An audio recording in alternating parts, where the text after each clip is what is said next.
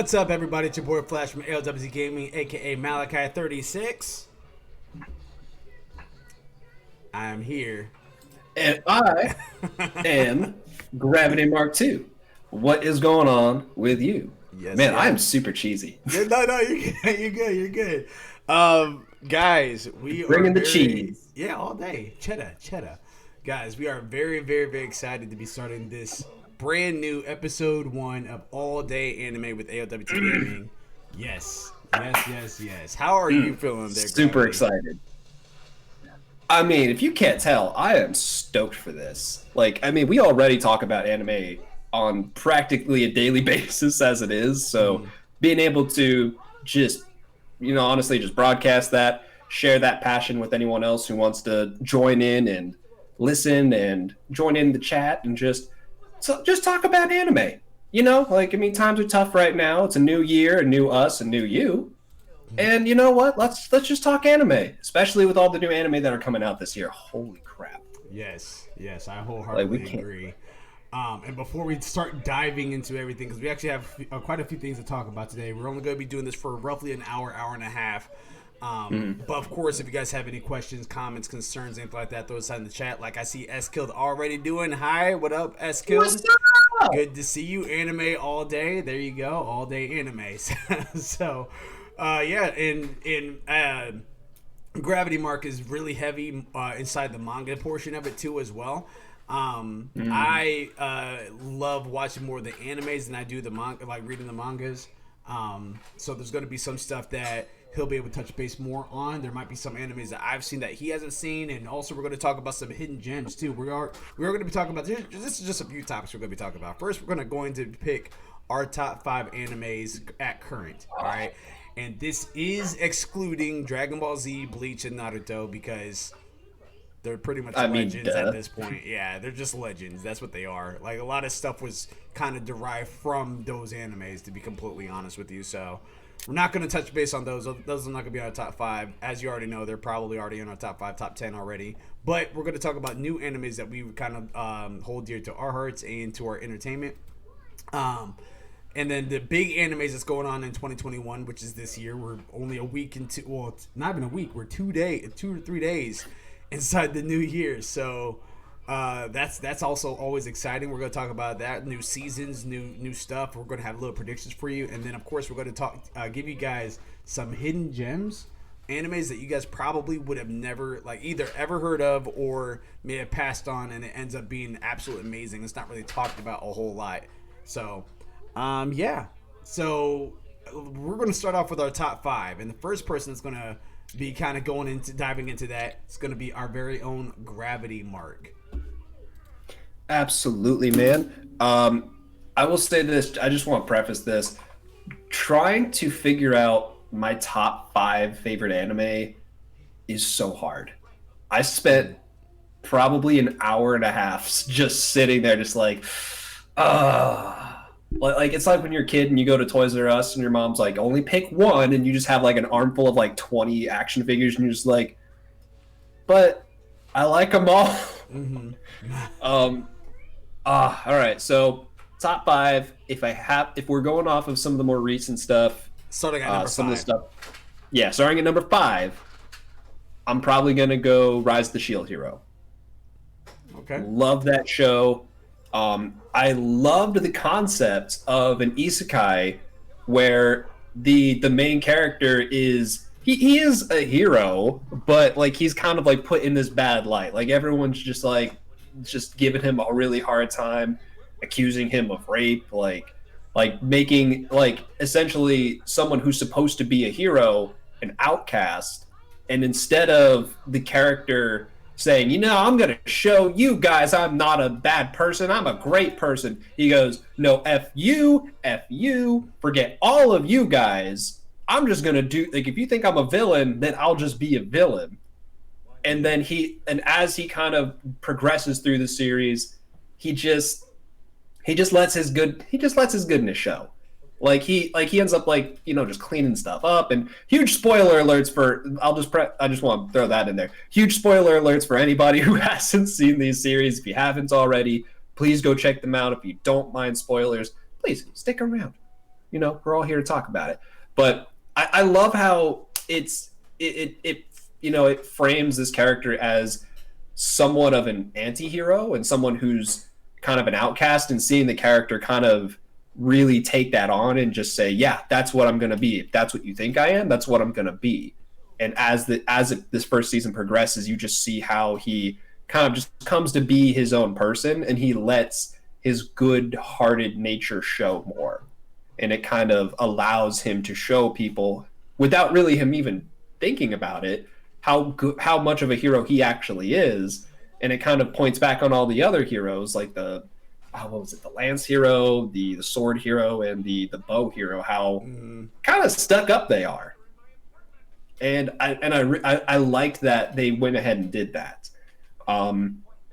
Super excited. Season 2 is coming out soon, right? Yep, this year. Yeah. Very exciting. So yeah, so as Gravity did mention, and he didn't really have any spoilers in that. That's actually kind of in the essence of the first, actually in the first couple of episodes, really.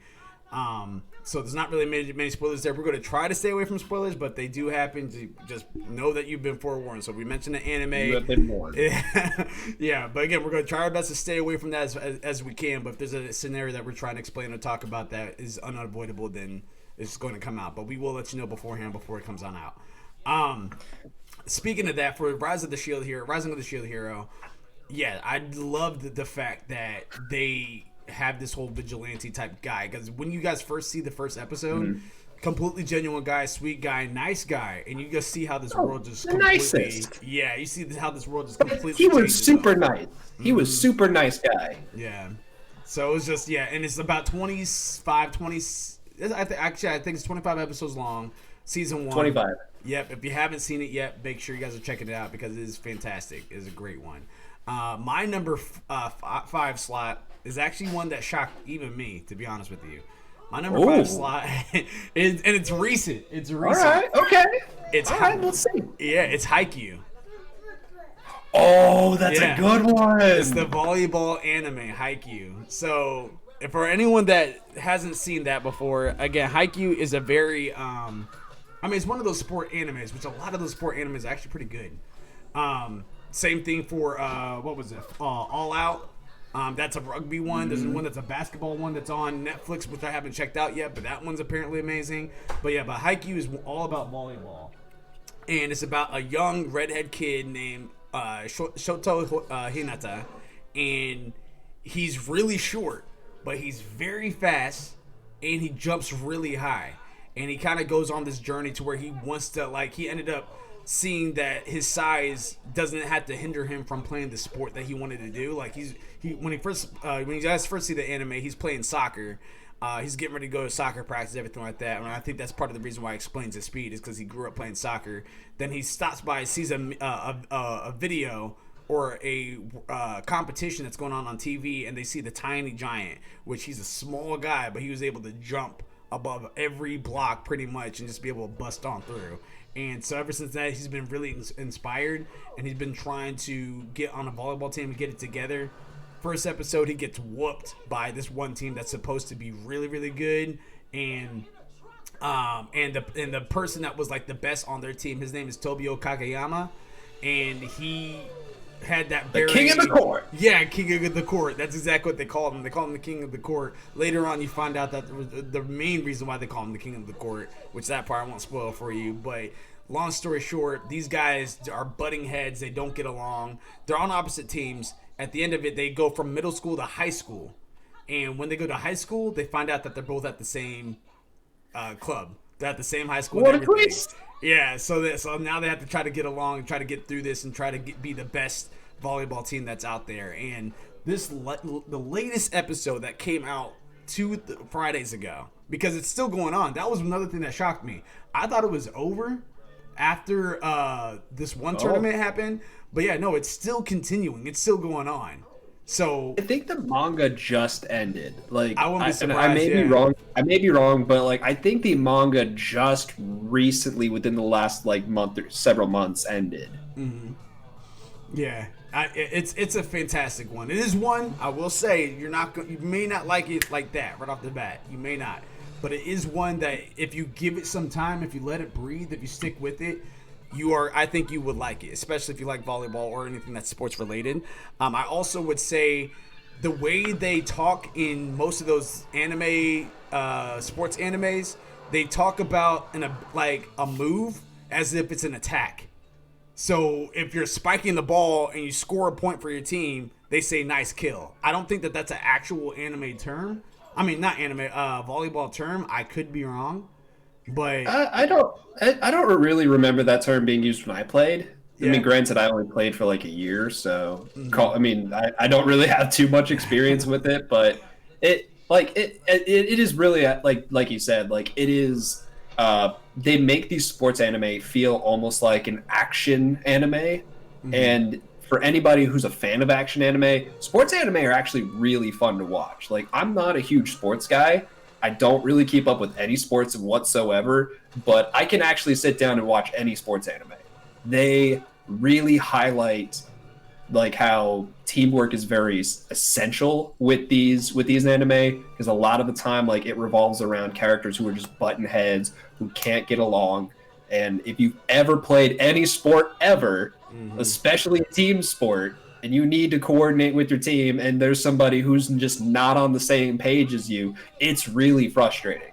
So anybody who's ever played a sport, it's definitely one of those anime that you can just sit back and you can just be like, oh, that son of a gun.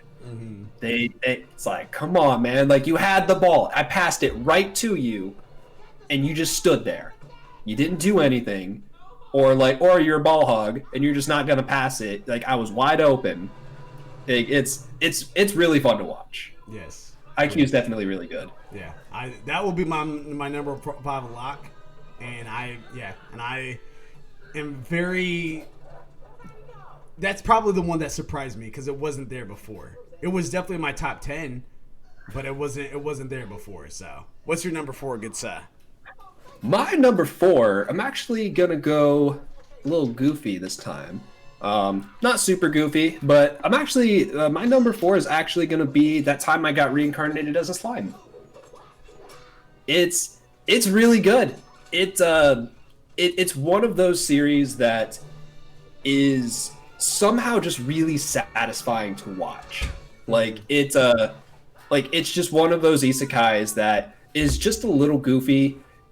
It does take itself seriously, but not as seriously as it could, and it works for it. Yeah. For me, I'm not a huge fan of series where they just keep throwing in Deus Ex Machinas, and then they just take themselves super seriously, and then they're like, "Aha, we saved the day." I'm like, "No, who was that? What just happened? Like that what just happened that solved the problem had no correlation with anything that was going on. Like, just an unbeatable bad guy, and all of a sudden Yajirobe is just coming out, just going, "I'm gonna get you, I'm Yajirobe." Like, I'm not a huge fan of that, but somehow I feel like that time I got reincarnated as a slime takes that idea of a Deus Ex Machina and really kind of highlights it a little bit and kind of like makes it almost kind of a trend, kind of like a trope with the series, where they'll take pretty much unsolvable problems, and because of all of the ridiculous abilities that this guy has as a slime in this world, he's just able to solve so many problems. And it's not even like with the bad guys. Like, the problems just end up being like very satisfying to be solved. Where it's like, oh, like, I want that. It's not like that bittersweet, like, oh yeah, you saved the day, but oh, that really sympathetic person over there, that really sympathetic villain over there is now dead, but it is what it is. It it will have these people who are against him, and he's just bringing like common sense to this fantasy world where he's like, hey, why don't you just not do that? Why don't you just do this over here? You can make all this money doing this, and then you guys won't be poor, and then everyone will be happy. And then they're like, huh, that's a really good idea. Let's do that. And he's like, yeah, cool. All right, you go do your thing. And they're like, no, you're our leader now. and then he's like, and that's another thing. He's constantly like being elected the leader of like all of these different like fantasy race characters, and he's just like like every time he's like, no, I don't want to do it, like have someone else do it. They're just like, no, we want you to do it, and he's like, okay, fine. it's a very fun series. It does have a lot of action. It does have a like I don't want to say drama necessarily. I don't think there's any drama in it. I haven't really seen any, but it has a lot of very heartfelt moments. It's not all goofs all the time. It is very action packed. It does take itself seriously, but what I like is that it doesn't take itself too seriously. Yeah. It walks a very fine line of being a serious isekai while at the same time just kind of poking at this isekai series as a whole, just being like, why don't you just do this? And they're like, oh, all right, yeah, I guess we'll just do that then. I guess we just won't kill you. Right. I guess that works for us. And that's actually, I wholeheartedly agree with all of that. Real quick, Eskild says he sounds so happy to talk about anime Malachi. Yes, this is Dude, one thing. When you grow up, you know what? When you grow up, at least here in the States, I grew up in late 90s, early 2000s, when we had Toonami. I loved Toonami. I loved Tom. Toonami was what got me into anime, and I just carried that with me through the rest of my life. So I love anime. Anime's so it's just a ball of fun. Definitely. And I can echo that all the way. And also, while we're here on this like little subject, as we're giving our top ratings, back when we were younger, when you had animes, there was only like a handful of them. It's like 5. Yeah, there's only a handful of them that were actually good, and even for the ones that were good, it's hard to say that you entirely enjoyed it because some people did not like sub, and the dub versions were just terribly done by American voice actors. It just was. So fast forwarding to nowadays, fast forwarding to nowadays. Now, if you said that you didn't like an anime back then, I get it. If you say you don't like an anime now, I'm more convinced. It's still possible that you don't like it, but I'm more convinced that you just haven't found the right one. Because nowadays, just like video games, there's an anime literally for everybody. Like they have slice of life, they got sports, they got action, they got adventure, they got action adventure, they got fighters. They literally got everything for everybody now at this point, and they've got Shokugeki no Soma. Exactly. They've got Food Wars, and they're all actually good. That's the thing too. It's not just that it's your genre or whatever. It actually is. It's actually good now, which is always a plus. And another thing about going back to that time I got reincarnated as a slime. One of the positive points I would say for that is also kind of, if you look at it, there's hidden messages in some of these animes, and that one, that one really kind of touched base on racism. You know what I mean, like equality and stuff. Not so like again, just trying to really make sure that everyone is being treated the same way. Whether you're a guy, whether you're a girl, whether you're black, whether you're white, whether you're Hispanic, whatever the case is. And Rimaru's thing is just like treat everyone with respect. You know, and he's always giving people chances too, which is definitely a top anime quality, I would say. So, my number 4, I would have to say, I'm actually not going to talk too much about it because it's actually at the end. But it is. Yeah, it's that time. Okay. I mean, it is. Is it wrong to pick up girls in a dungeon? Oh, Danmachi. Yeah, that's my number 4. Good. Yep. And I will leave it at that because, like I said, that's actually at the end of this episode that we're going to talk about it a little bit more. And yeah.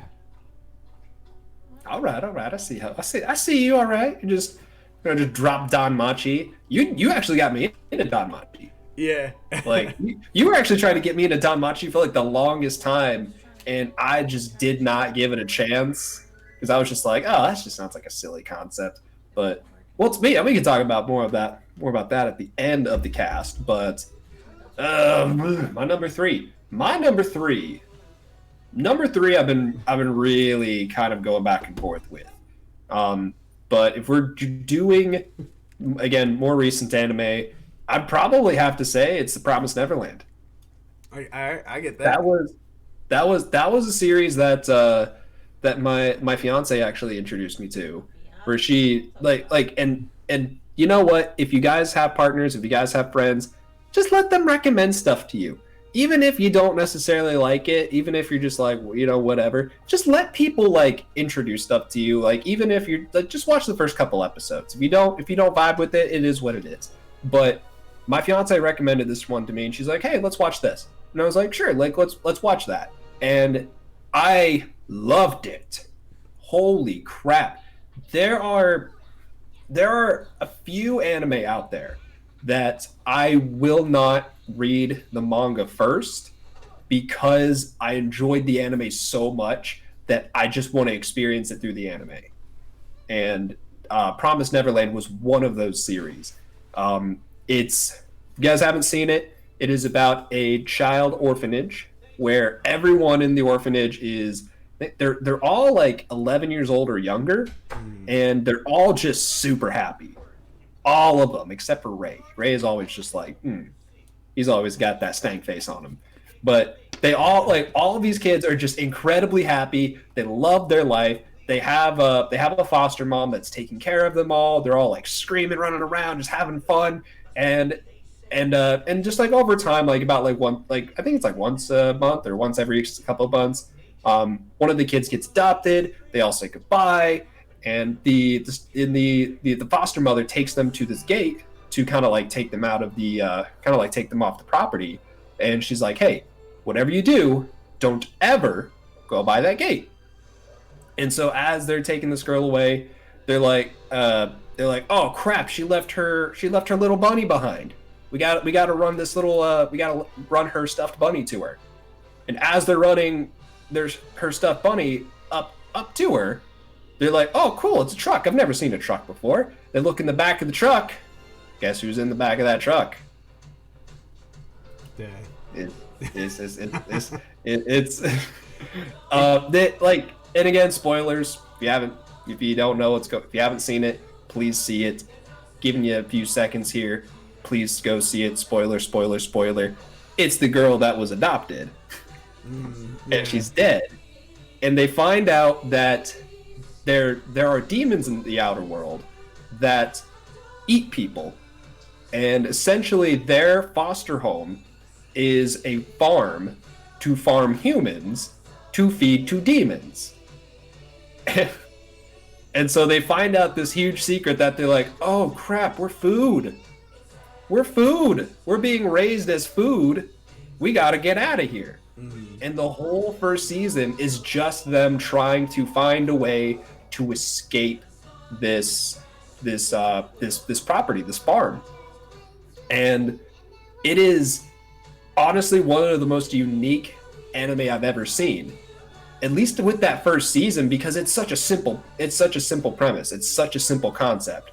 Like, people are being eaten. They're like as if they're animals on a farm themselves, and they're slowly learning more about the outside world without like really learning too much about it. They're really learning more about the farm, and it's just them trying to escape. Yeah. And it is a heck of a thriller. It's a heck of kind of like a heist escape kind of anime. So if you're definitely into that kind of stuff, like Shawshank Redemption, if you ever like that, definitely give this a watch.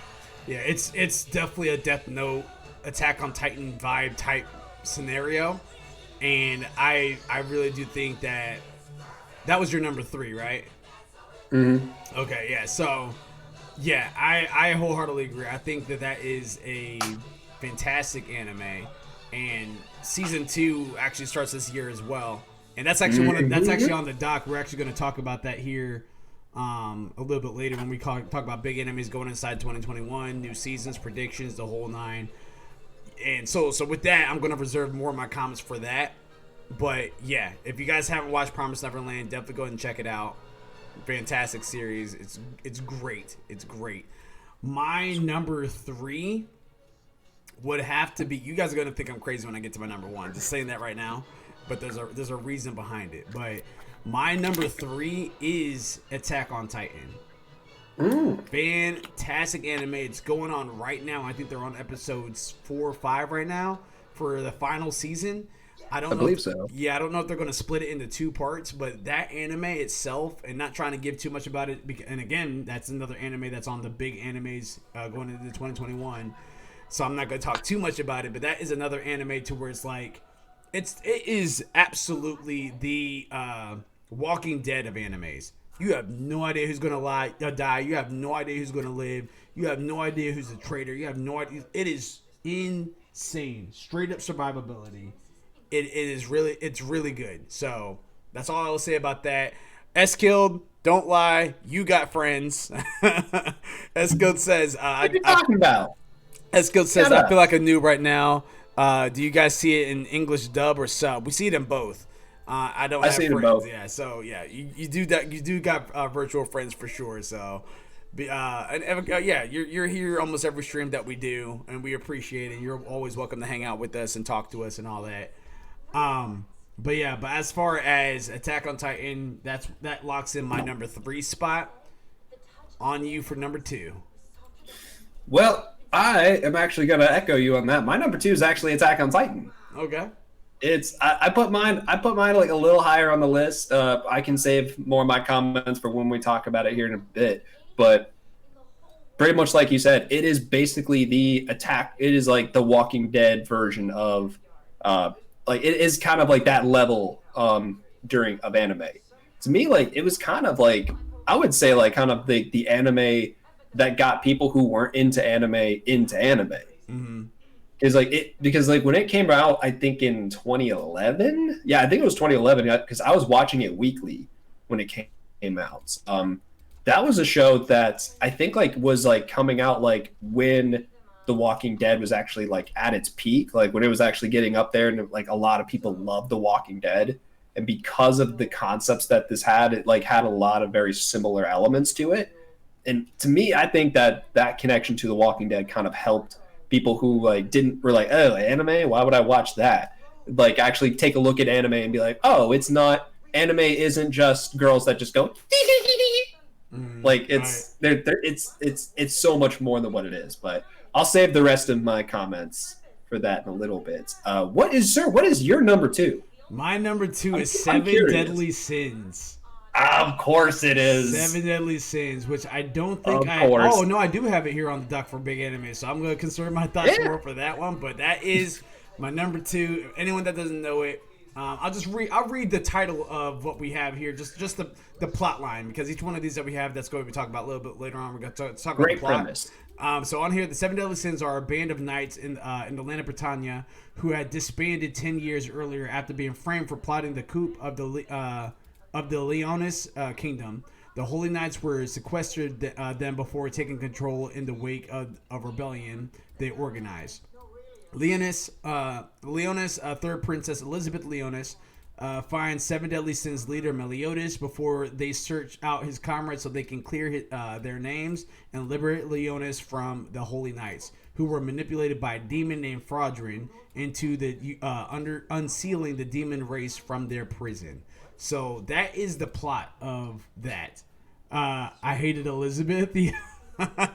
That's what Eskild says. You hated Elizabeth. I honestly I don't mind her. I don't mind her. I think she was a little. I think her, at least the American voice itself, was a little annoying, and she seemed way too oblivious too, which made it even a little bit more annoying. But when you get to season 3, it gets fantastic. And not to, because that's one I definitely don't want to spoil, but I will say this.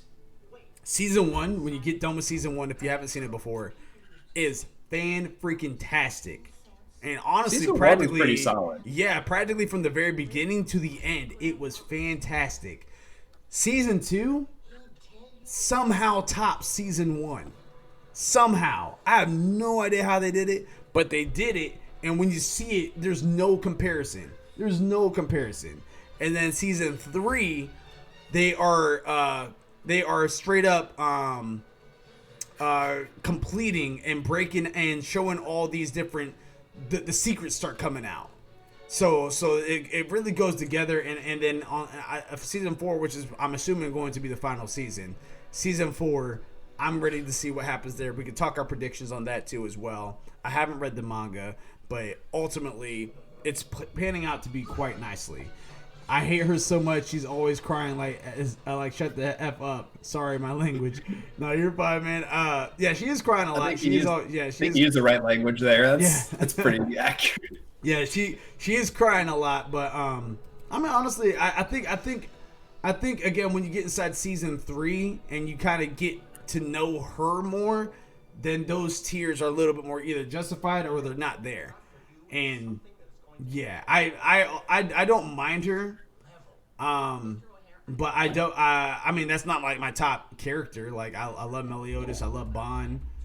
Give me one moment here. I think my cat's doing something. Okay, but yeah, I love Meliodas. I love Bond. I think that all of the 7 deadly sins are fantastic. To be honest with you, but yeah, I think my favorite would definitely be Meliodas and Bond out of the 7 of them. Which, yeah, if you guys haven't seen it, definitely check it out. It's on Netflix. Actually, everything's on Netflix for that one. So if you haven't actually saw that one, they have it in sub and dub. So if you don't like reading subtitles, make sure you guys are checking it out. Netflix. On to your number 2, good sir. Or no, are we on number 1? This is my number 1. Yeah, this is your number 1. Let's number 1. My number 1. Now, this is actually my number 1. This one, it really isn't. Honestly, it's not very recent at all. But out of everything, if I had to pick a number 1 anime, if I had to pick one, just for the sheer just concepts that this show touched on, the fact that I've watched it several times, the fact that it has 2 different versions of it that I've watched all the way through and actually enjoyed both versions, my number 1 is actually going to go to Full Metal Alchemist. That show, holy words that I don't want to say. Wow. I love that show. That show was so good. I actually watched Brotherhood weekly as it was coming out. And I had to sit and wait for every single episode that came out weekly where I was like, oh my God, I can't. Like, they just did that. Like, they just, like, they're fighting here. They just uncovered this revelation. Now I got to wait another week for it. And anyone who hasn't watched Full Metal Alchemist, basically it is a world where alchemy never way back in history, we had people had alchemy that where they're just basically trying to find an elixir for life, for eternal life, and trying to turn a bunch of stuff into gold because, you know, priorities back in the day. And then eventually over time that turned into chemistry, which turned into what we know in chemistry is in modern day science. This world kind of goes down a different path where alchemy became the prominent form of science, and it does borrow a lot of basically all of the concepts of chemistry, but it turns it into a magic system where you can basically deconstruct and reconstruct things into whatever shape you want them to be. In certain elements, like you can actually convert certain elements from one form to another. But it's a really great show. It's about it, it follows these 2 young boys whose dad just decides to up and leave for reasons that they do touch on later. But their mother dies. And they're like, oh man, like our mom's dead. You know what we should do? We should use alchemy to bring her back to life. And which is a big no-no in this world. It's like the biggest taboo, like you're not supposed to try to transmute human life. And what happens is they done goof, and the youngest brother ends up losing his entire body. He just loses his entire body, and the older brother loses the bottom half of his left leg. But they both talk to and meet a being that in this world is considered God. And it's just basically just this white void with just this white outline, just this white person with like just a mouth. And like they're like, oh, like some people call me God, some people call me this, some people call me that. You can call me whatever you want. You can just call me the truth. And so the truth kind of shows them the truth, like all of the truths of the world. And so in exchange for really giving up part of their, like in exchange for making this mistake and losing part of their body, they do gain knowledge about the world and about alchemy, to where you can actually perform alchemy without having to draw little circles. Oh yeah, if I hadn't mentioned that, you gotta draw circles all over stuff. So you can perform it just by clapping, and you can do a lot of cool stuff with it. But obviously the older brother wants his younger brother. He wants his family. At this point, he's now legless and doesn't have any family left. So he pulls down conveniently a suit of armor that was in his basement, and seals his younger brother's soul to that armor. They end up joining the military, and their whole bit is that they're joining the military to try to find a way to get their bodies back.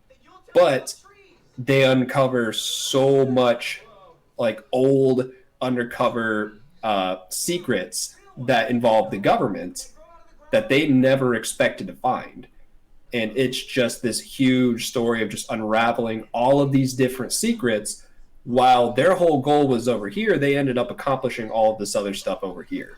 Like I said, they actually did have a version back in 2004 that was just called Full Metal Alchemist, which mirrors like the first half of like the series pretty well, but then it has the second half just completely original works, because at that point they caught up to where the manga was, and then the writers of the anime were like, oh crap, now we gotta make up our own stuff. And it was actually really good. They actually left the series itself on a cliffhanger. They left it on a huge cliffhanger. It felt very like, you just felt like, I just want to know what happens. Like all's well that ends well, but I want to know what happens. And they ended up like coming out with a movie to wrap up the whole series. And it's just the first time I've ever really seen something like that happen. At least for me, it was one of the first times I had ever seen something like that happen, where they have like a movie wrap up an entire series. And if you can't tell, it's definitely something that's near and dear to my heart. Definitely. Yeah, I personally haven't seen Full Metal. I know that I've been told numerous times from different individuals to go ahead and try to pick it up. So I probably will here on vacation or something like that, or when we start running out of these animes that's ongoing right now that I have been keeping up with. Oh, dude, there's so many. I don't know if you're gonna find them. Real quick inside the chat, Eskill says High School DxD is my brother's number one. The overall, I'm sure it is. Yeah, the overall sure it is. Plot of High School DxD is actually entertaining, because I've actually seen it all the way through. It is entertaining. I can't put it up there in my top 20. Like I just can't, because it's not. It's set out for a specific audience, and I will leave it at that. It's set out for a specific audience, and it is entertaining. It is one that I would watch like one time through, but it's not going to be one that has repeat success for me. Like it's just not that type of anime for me. I mean, love their bullet dodging skills. Yeah, their bullet dodging skills are on a whole another level. Mm-hmm. I love One Piece, Naruto, Darling in the Franxx, and maybe Kuroko, No Basket. I'm assuming that's Fruit Basket. Is that what that is? I believe so. Yeah. Oh, if you actually like One Piece, this is actually something I just found out today. Shonen Jump actually just today released chapter 1000 of One Piece. So if you haven't checked that out, Shonen Jump app, look at that, 1000. Ridiculous. It is absolutely ridiculous. They just keep going, and it's just one of those series that I'm just like, I would love to get into it. I would love to just spend time and actually catch up, but it's got 1,000 chapters. Yeah. It's got 1,000 chapters. Way too big. And on top of all that, like, I was a kid when that first launched. I remember the trailer. I remember getting like I remember like ordering like the old weekly Shonen Jump magazines, and I would like occasionally be able to find those in certain bookstores, or like sometimes like they had Shonen Jump magazines in uh like a pharmacy or something, like in the magazine section, and I would just grab it from there. And yeah, like it was like just starting off. I actually have one, like a really old issue from like 2003 that has the first chapter of One Piece in it. Mm-hmm. Yeah, it's there's no way. And on top of all that, I can only imagine how many fillers there are, because that was during an era that fillers were really big in animes, unfortunately. In Naruto, in Bleach, in Dragon Ball Z, there's always been a case. Well, Dragon Ball Z actually wasn't as bad, but still had enough.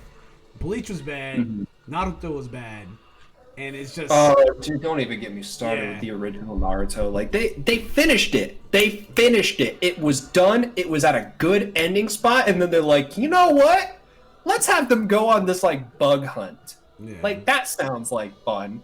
Like, granted, it did kind of develop some of the other side characters, and I definitely don't hate that. I love it when like side characters, their lore is expanded, their history is expanded. You get to know those characters a little bit better. But Naruto and Sasuke like clashing at the waterfall should have been where that ended.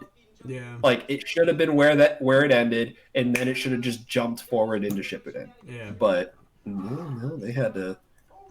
It's like, no, we gotta milk this out for all it's worth. I don't blame them. They did that. They did the same thing with Shippuden too. They milked the heck out of that show.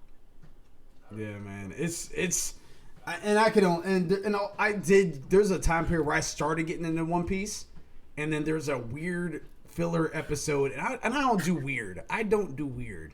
But yeah, so it just was a turn off for me. How weird was and it was very weird. What kind of weird are we talking Like here? there's a character with some curly hair. Like he had glasses. He had like curly big hair. Skinny guy, tall, and there was a whale that was like some sort of whale that he was singing to. It was just really weird, and there was almost a whole episode of him trying to save this whale, and I knew it was filler. It was just dumb, and I was like, all right, I can't do this. But It's just like, dude, he's spending like a whole 20 minutes trying to save a whale by singing to it. yeah, it was something really weird, and I just Hold could on, not. Luffy.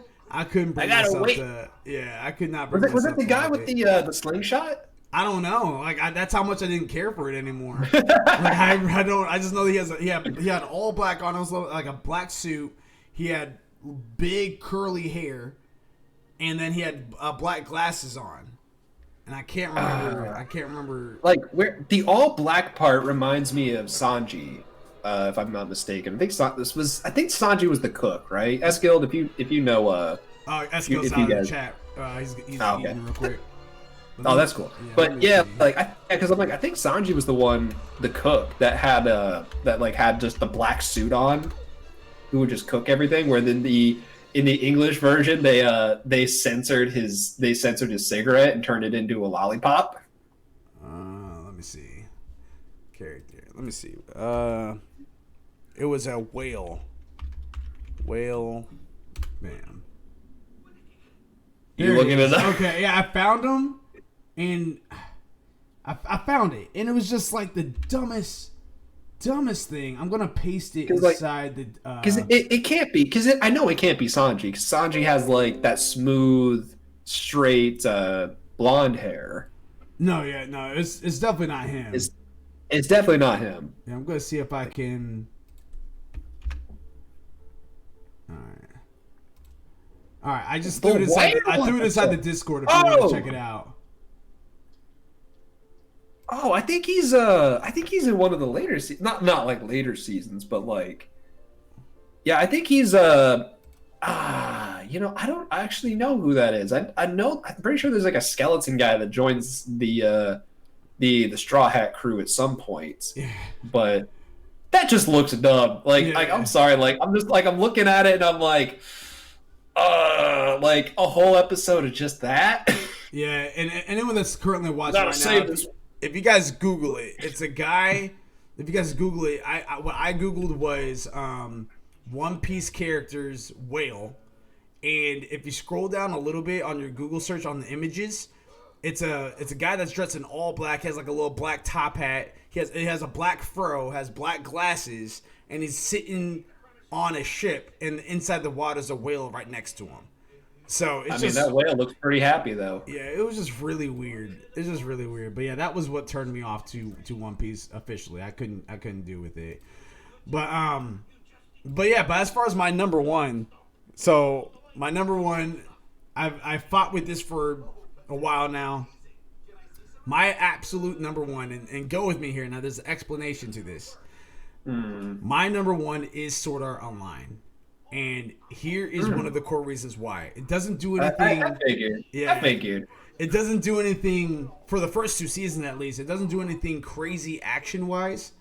But it doesn't even do anything too impressive plot-wise. It definitely was a twist when it was just like, the premise of the game was that, the premise of the show was that there's a character named Kazuto, and he goes inside this world because he loves VMOs. He loves virtual reality, and he's inside this world that just launched on opening day. He went and jumped in. He knew exactly what to do because he's part of the beta squad. And halfway through the game, like, he ends up meeting another character, and he ends up befriending him, all that good stuff. Oh, that's the name he gives himself. Yeah, and he and they're hanging out. They're doing all these EXP building. And then Klein, that's the character's name. Klein ends up getting ready to log out because his pizza's almost there, and he's good to go. Kazuto is about to go ahead and continue venturing off, and then all of a sudden he hears Klein kind of puzzled, and he looks back and he's just like, "Where'd the log out button go?" And so that's when Kazuto is actually trying to... Kirito and Kazuto are the same person, just first and foremost. It's a combination of his name, Kazuto Kirigaya. So he just took Kiri inside Kirigaya, and Kazuto, he took the toe out of that and made Kirito. So that's how I came up with his name. But super original. Yeah. But anyway, Kirito was just like, no, it should be right there. He checks it out. It's completely, like, it's gone. Like, there's no log out button. He's trying to figure out ways of how he can help log out and everything like that. And he's thinking of nothing. And then all of a sudden they just teleport, and all 10,000 players are teleported to the very beginning of the game, like the very first entry level. And then that's when they're greeted by the game master, who says, "Hey, your log out button's missing. That was intended."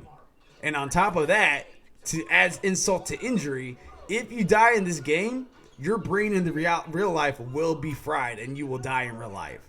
And it's just like, what in the world? What's the purpose of this game? And his whole purpose was just so he can create a game that he can control. That literally was the whole purpose of it. It was an experiment. And it was just like, what? And the concept of it was nuts. Yeah. And I will say, even if that was like real life today, like if I signed on to a game and I went to like turn the game off, and there was like there was no way to turn the game off, like there was no log out button, I like, even today that would make me nervous. Like I'm sitting in my living room, and you mean I can't log out of this game? Like, how do I turn it off? Like, do I have to shut it off? Do I have to turn my console off? Like, what happens if I turn my console off? Like, that would give me anxiety IRL. But the concept that Sword Art Online had with that first season was really great. It was super messed up. It was, for me, it was an original. Like, it was definitely something original at the time when it came out. Definitely not like the only one around that time. There were definitely, I think, a few other series that were a little similar, but yeah, it's just a really easy concept of, you know, playing a video game, die in the video game, you die in real life. Yeah. Like, it is basically the ultimate no-hit run. Yeah, it's like the ultimate permadeath run. It's crazy too, because like, they, in the first couple episodes, and this is one thing that I had to find out myself, is that in the episodes, when you got to episode 6 or 7, like, I was wondering why they were like, people were getting a relationship so quick. That wasn't quick. They fast forwarded. The episode was the first day. Second episode happened 3 months down the road. The third episode after that was like a full year later. So like you have to kind of keep that grasp as you're going on. But that's not even the thing that really did it for me. The thing that did it for me was that relationship between Kirito and Asuna, which is not really a spoiler. That got me. Yeah, it touched me. Like them going off ending up on that really peaceful floor. Yes. They get their little wood cabin. Mm-hmm. They just kind of just chill. Like I will say, like, the first season of Sword Art Online is definitely one of my all-time favorites. Like, if it was just going off the first season, I love it. I do like a lot of the other stuff that they have down the line, but just talking about the first season, I loved that. Mm-hmm. I loved that these characters who are essentially, like, put in a situation where they're constantly surrounded with life or death situations. Yeah. Like, they're constantly in danger. They don't really trust too many people, and just seeing these characters and knowing that several years have passed where they've been living in this virtual world for several years while their real life bodies are like just slowly just breaking down. Mm-hmm.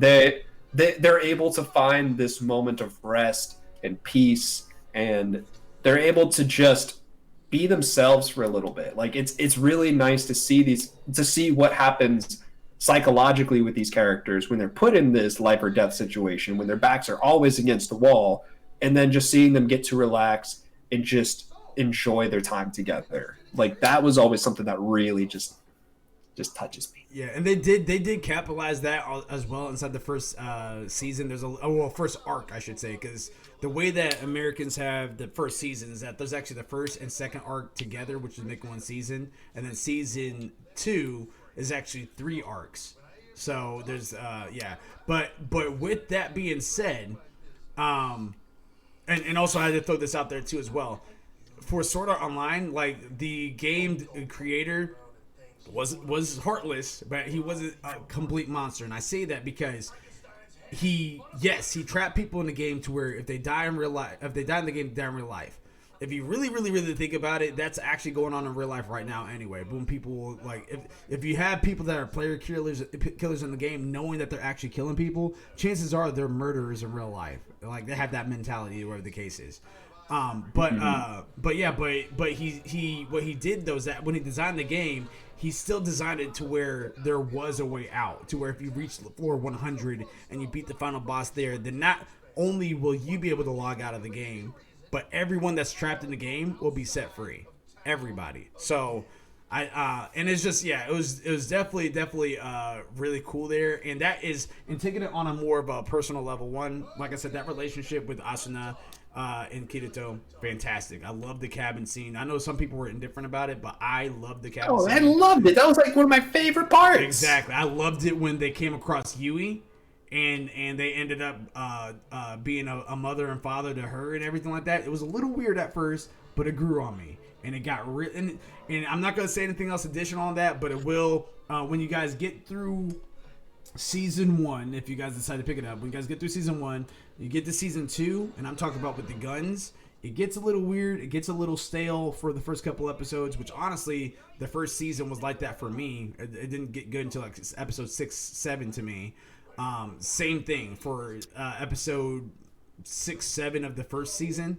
All the way up to that point, it's still a little stale, but then it gets really good. And then season 3, which is out right now and completed, you can actually same thing. Actually, it's the first couple episodes. Actually, the first episode is really confusing because you're just like, what in the heck is going on here? And then after you get through the first episode, second episode, that's when it starts making more sense. You're like, oh, okay, there we go. But and there's still another season that's going to be coming, which is going to be the progressive, which is going to go back to Aincrad, which is more of talking from a different person's point of view, which is Asuna's point of view. So I will say that actually I'm actually looking forward to. Like I personally haven't finished this most recent season, and you already know my opinion on Sword Art Online. Mm. It is a series that I have a love-hate relationship with. Like just like the first season, like if we're going off of like arcs and whatnot, first season of just Aincrad was spectacular. It was amazing for me. I love the concept. I love the way that they told the story. the second half of it, where they were in the like kind of like the elf world, the more fantasy world, Alfheim. That one I actually didn't mind. I didn't mind that, but clearly, and you know what parts I'm talking about. You know I'm talking about the rapey parts. There are a few rapey parts towards the end of that arc, but it's used in a way to show how evil the villain is, and it's like if you're gonna do it like once, twice, like fine, I'll go for it. I'll say you are that fucked up. Pardon my language, but you were that messed up. You are that ruthless, and it just kind of like makes the audience feel uncomfortable to the point of like, holy crap, Kirito just killed this guy. Yeah, please kill him, get rid of him. Just make him log out. Like get him out of here. Stop it. Just you want to like get in the game and you just want to smack him. Like stop it. Knock it off. Stop that. But the third arc was, I thought the third arc was pretty solid. Like it was its own thing. It was a new story, and I thought it was fine. And everything with the underworld, with Alicization, that I actually liked that. I thought it was really nice. But overall, I will say, from my perspective, the story is it's an okay story with really great moments. To this day, the moments that I see in the show give me goosebumps. The animation's gorgeous. The sound design for like the spells and stuff are really great. They'll use very bass heavy synthesizers sometimes for like some of the sounds that were like they don't sound like your traditional like oh, I'm gonna use a spell and then they just kind of like shoot a fireball. Like it'll just have more of a kind of like a low bass synthesizer sound to it, and it sounds really cool. And then the music on top of that, it creates this environment. It creates this force that you feel when you're just like, oh my god, this is awesome. This is cool. Look at him go. Yeah, get him. And you start cheering for the TV. It's just, for me, it's the parts in between those really cool moments need to be a little bit better. There aren't and it's not all bad. It's definitely not all bad. There are just certain characters that they just kind of force on you, and they're just like, here's a character, you need to care about them. I'm like, who's that?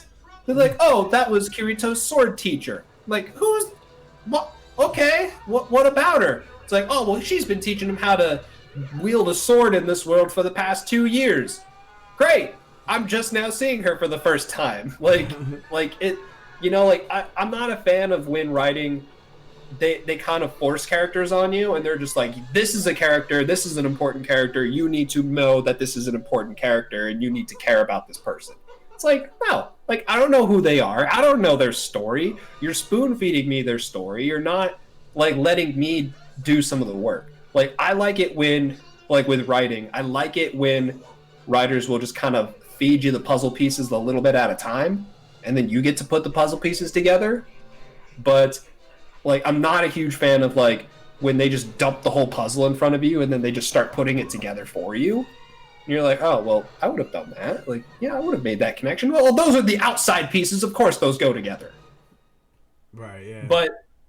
But I will say, as much criticism as I have for Sword Art Online, it still gives me goosebumps. It still makes me feel something when I watch it. So it's so it's definitely, for me, not in my top 5, but it is definitely one of those series that when my fiance is like, hey, I'm gonna finish Sword Art Online, and I'm like, oh, I want to don't watch it without me. And she's like, but you keep talking crap about it, and you sound like you don't want to watch it. I'm like, but I want to finish it. They're like, oh, she's like, okay, well, are you gonna finish it or are you not gonna finish it? I have to finish it now. I've been watching it over the past several years. She's like, well, then stop complaining about it. Okay, fine. I have criticisms about it, but it's definitely not a perfect series. In my opinion, it's not a perfect series, but it has a lot of really amazing moments that, at least for me, keep it up there. So yeah, you know what? Honestly, a lot of there will be people that say don't check it out. I say check it out. It's a good watch. it's definitely a very interesting series. And honestly, it's taken it took some inspiration from other series that were a little similar to it. I think there was oh crap, I can't remember the name of this other anime that like came before it. Like I know this anime came before it because like I added it to my list to like watch later. It was what was it? What was it? Oh, Log Horizon. Yeah. Hack sign as well. Nine Ball just said Yes. in the chat. What up there, Nine Ball? I also will throw out there too as well. If anyone is watching Sword Art Online right now or planning on watching Sword Art Online, when you guys get to the third season, you have some time. But when you get to the third season, make sure you guys are watching the Ordinal Scale, the movie first. And I say that because it does have some reference to it later on, definitely. And that's actually kind of another reason why Sword Art Online is up there for me, is because I have yet to find another anime that's in a movie theater that I would go out and drive 3 hours to go watch. You know, so just one of those types. I mean, My Hero Academia had some really good movies to it. The first one wasn't really that good. Second one was fantastic. I just didn't like the way it ended. But yeah, I mean, like, and another thing that I will say for Sword Art Online 2 as well, going back to that, is that I like how it aged. It went from 2011, then skipped to 2013, I think it was. For the next whole season. Then after that, it skipped to 2015, I think it was, for... I think they were a couple of years in the future. I thought it was like 2025, like unless you're talking about like IRL years. Yeah, I'm talking about real life. Okay, yeah. Yeah. Because I was like, wait, like doesn't this take place like 2025? Yeah. And it's... So I'm just like, dude, you know what? If we can actually get that level of VR MMO action like in 2025, like IRL, I don't want to die, but you like to try it out and experience it. I'm not gonna say no. Yeah. And I was about to say, like, yeah, so 2011 was the first full season. 2013, I believe, was the full second season. 2015 or 16, I think it was 16. I think 2016, because that's actually when I first started watching it, was 2016. 2016 is when they came out with the Progressive series, if I'm not mistaken. 2017 was Ordinal Scale, and then 2018 going into 2019 and 2020 was the season 3. So, and it's still going on, like there's still a whole other series, like season 3 Alicization arc or the Underworld, that's over, but now there's still another Sword Art Online, which is going back to Aincrad, checking out Asuna's a scale point, but I think that's just really buying time, because the way that season 3 ends, there's a whole new series that's coming in. So yeah, definitely good stuff, definitely exciting. I liked how it aged, because again, back then you can tell like it was a different type. Even the animation wasn't the greatest. It was okay, it was cool. Back at that time period was good. But then fast forward in season 3, the action is able to actually hang with like Seven Deadly Sins and Rising of the Shield Hero and stuff like that. Like that's how the animation was kind of designed, especially when you get to the Integrity Knights. It gets insane. So that's it. Yeah, the production quality for that show is definitely what keeps me interested in it. Mm-hmm. Like if the production quality like was the same, I'd still probably keep an eye on it. It's the production quality for me definitely keeps it up there.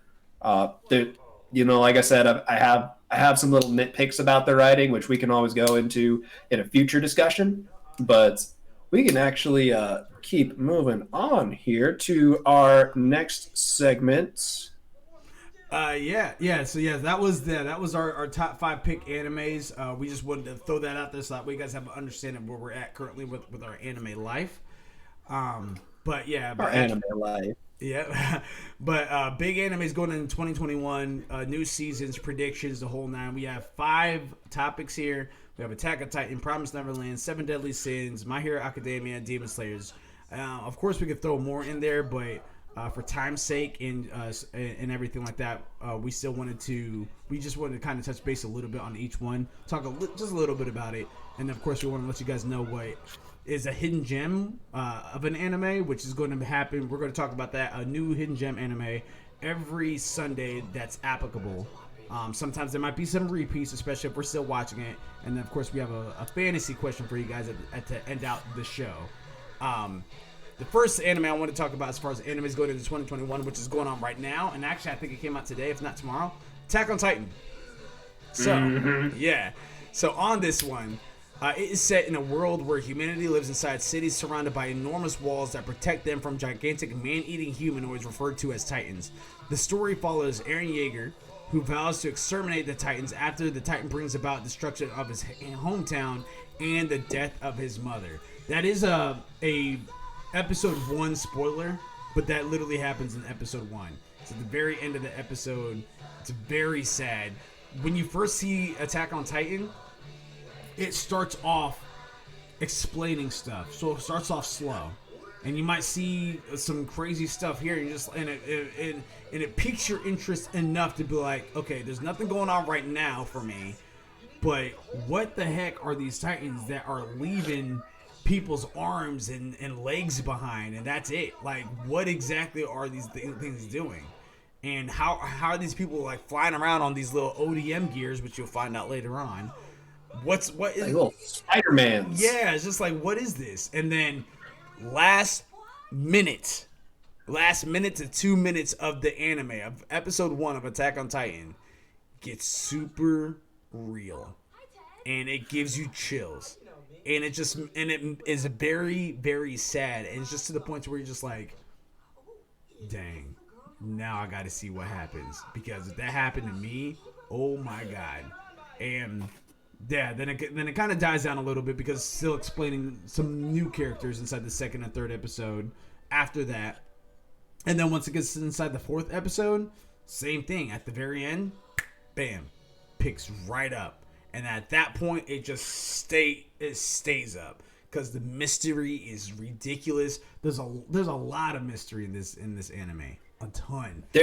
There is a lot. Like, the first several episodes, I believe, take place over the course of 3 years, and then the first episode going into the second, that was 3 years, and then the very beginning, like, it takes place over the course of 3 years, so they shove a lot into a very well made package, and then it's at that point, like at the very end of that, through the end of, like, except for like the last episode of season 3, near towards the end of season 3, all of that, like the rest of season 1, all of season 2, most of season 3, all takes place over the course of several months. Mm-hmm. And it just shows how crazy just everything that's going on is. 100%. It shows like that it's not like it is a show that like does expand over the course of time, because they do another time skip into season 4, this most recent and final season they're doing, but it just shows how much crazy nonsense is. And when I say nonsense, I mean it's like you won't know what's gonna happen. Like for anybody like who watches enough anime or watches enough like TV or movies or comics to like start to see tropes, and then just to see, okay, well, this is probably going to happen next. That's probably going to happen after that. And then this is going to happen then. And then to have a show just completely just smack you in the face and just say, nope, we're not doing that. You're wrong. Yeah. It's actually this. For me, I love that. Like sometimes like I can get my predictions right. I'm not always right. But when I get a show where I'm just shrugging my shoulders and I'm like, I have no idea what's going to happen next, that always gets me really excited. It is a show that these Titans just eat people. Yep. They eat people. They're huge. Like, if you are in a second-story building right now, look out your window and then just picture a giant eyeball the size of your window just staring in back at you. And that's one of the small ones. Yeah, that's one of the small ones. Like, these things are enormous. these things are gigantic. Where like when we make comparisons to The Walking Dead, it is solely in regards to how these characters have to survive these creatures that are trying to eat them. They just want to eat them. That's all. They're just like, yummy. Give me people. I want to eat them. Like it's because like when you look at The Walking Dead, you're like, okay, like these are zombies that are like roughly my size. I can probably take them out. Like, and if they overwhelm me with numbers, I can probably just get the high ground. That's fine. You can't get to really high. Like, you have to have high ground. Like, Obi-Wan Kenobi needed to have like the highest ground to have an advantage on these Titans. These things are enormous. Yeah. These things will like their hands. Like, you'll be an action figure in their hands. Literally. Like and some of them, like, you are like a Tic Tac. Some of them, you are just a Tic Tac to them, and they just eat you. And the biggest thing with this series is just that you never know who's gonna die. It's like there's obviously the main cast, and you're just like, okay, well, you know, probably none of them are gonna die. Some of them do. You guys must say you can't even rule that out because like you can't even rule that out. It's crazy. And spoiler, I'm not gonna say this, but I did not by my accident. It was another one of my surroundings because they thought I already knew and I didn't know. I know one of the main characters that dies in season 3, and we can talk about that when that happens, and it sucks. For season 4? Season 4, yeah, my bad. Season 4, yeah. Same with me. I actually, and to this day, we don't know if we actually are talking about the same person. Yeah. Like, anytime we talk about this, we talk about it in code because we're like, I don't want to tell you who it is, because if we're both talking about the same person, then that's great.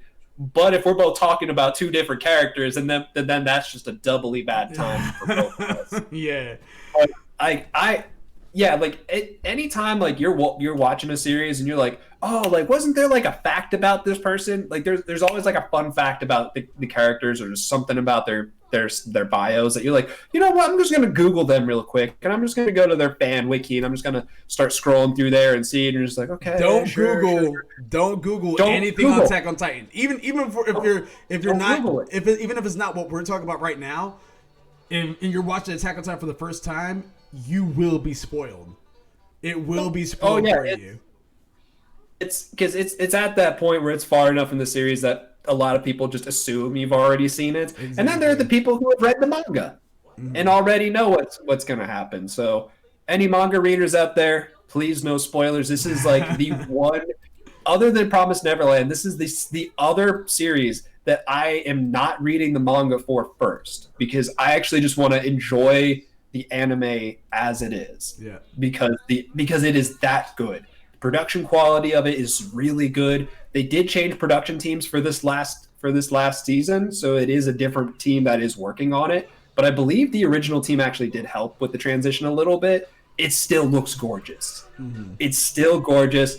The music for it is great. The intro song is definitely different than a lot of the other ones, because the other ones are really just the same. They sound pretty much the same because they had the same person do it. I don't know if they had the same person do it. I don't think they did. Yeah, I don't think. But it's creepy. Yeah. It's creepy. The intro is just very eerie, and it makes you go, ooh, I don't know, this is creepy. But it is a great story. It is an amazing story about who are the Titans, what are the Titans, where do they come from, why is humanity like this, because like it's also just about exploration and about freedom, because these characters live behind these walls. Some of them want to know what's out there because they've been told that humanity's just they're wiped out. They're the last remnants of humanity. And you have these characters who just venture outside of the wall to try to see what's out there. And it's just this big adventure of trying to discover the secrets of the Titans and discover the secrets of what's out there in the world. And holy crap, it's you uncover a lot of government secrets, a lot of government cover-ups. You learn so much more about the Titans, and it is a heck of a ride. I highly recommend it if you haven't seen it. And if you have seen it, talk to us about it. Yeah. Leave a comment. Just chat with us. Let us know. Let us know what you think. 100% agree. I yeah, 100% agree. We're gonna go on over to the section 2 as we got 15 minutes left, so we're making pretty good time. Promise Neverland was the number 2. So and rewinding again, back to Attack on Titan. If you got it is ongoing as we speak. So if you guys have yet to pick it up, this is a great time to get into it because this is the final season. Again, I don't know if they're going to split up into 2 parts or not, but right now, this is the final season. That's all we know right now. And yeah, enjoy it while it lasts because once this is over, this got to go inside the category of a legend, in my opinion. It is going to get to me it is going to receive that sticker of classic for me. Agreed. There's not a lot of anime that get that sticker of like this is a classic. This is always something you are going to need to go back and watch. But yeah, to me it's going to get that sticker. Yeah. Promise Neverland. So I already read a little bit. No, actually, I didn't read this. All right, so the story follows our main protagonists, Emma, Ray, and Norman, alongside a group of orphan children. The story begins as Emma and Norman realize that their orphanage is a dark secret and finds the means to escape. So this is one that you can somewhat predict, not entirely, but there's some stuff that's just like, okay, I see where this is going. And what I'm going to do is I'm going to skip towards the end. Not going to tell you any major spoilers there. This is a spoiler that I'm about to say, but it's nothing crazy. You can kind of feel this. You can kind of predict this. I'm going to say it in 3, 2, 1. They're escaping. So they're getting out of the farm and everything like that. Now I'm just, after everything that they came across, I have no idea how they're going to manage to survive. I feel like at this point it's going to end up starting to become some sort of Attack on Titan-esque type series now, because now that half of them had actually got off the farm and the other half is still there, like it's just like, okay, how are they going to survive this thing now? Like, what's officially out there? Because in the first episode, you're thinking it's just a normal world, just a normal orphanage, stuff like that. After a series of things happen, then it's just like, okay, there's demons and they're actually out there. How are they going to survive this? And that's the part that I'm kind of curious of where it's going to be at. My only prediction I will say about it is I think that there will be a lot of orphanage deaths along the way. I think there's going to be a lot more kids that you're going to see end up getting killed, that they started building relationships with and everything. What are your thoughts about this as I block this bot right here? You want mute. I can't hear you anymore.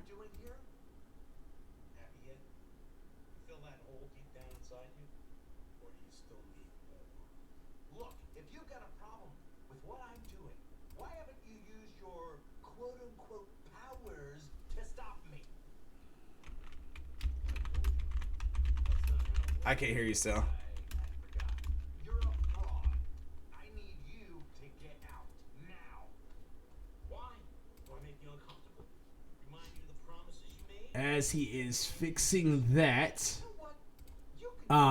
so again, that's just kind of my thoughts concerning that. Yeah, I was about to say I still can't hear you. But yeah, I was about to say that's my thoughts concerning that. I have no idea what they're going to end up really officially doing in the second season, but I am kind of curious to see how that survivability is going to go. And I also wonder if they're going to touch base more on the demons point of view, to try to sympathize as far as like, this is why they're doing X, Y, and Z. Because one of the things that you actually see on the cover now on Promised Neverland is you'll see Emma sitting there getting ready to eat. She's praying, but then it's split screen on the opposite side. You see a little demon girl praying over her food too as well, like about to eat these human parts. So it's just like, okay, I wonder if you're going to see that side of it too as well. So we'll have to see.